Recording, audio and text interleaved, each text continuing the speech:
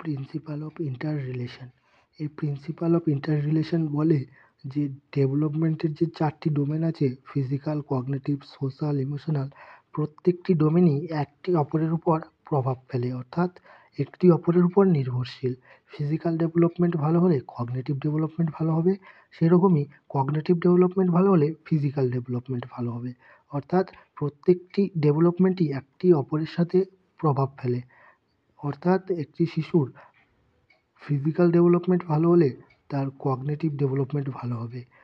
একটি শিশুর যদি শারীরিকভাবে সুস্থ থাকে, শারীরিক তার ডেভেলপমেন্ট খুব ভালো হয়, তাহলে তার কগনিটিভ ডেভেলপমেন্ট অর্থাৎ থিঙ্কিং, রিজনিং, প্রবলেম সলভিং, এই সমস্ত ডেভেলপমেন্টগুলোও তার ভালো হবে।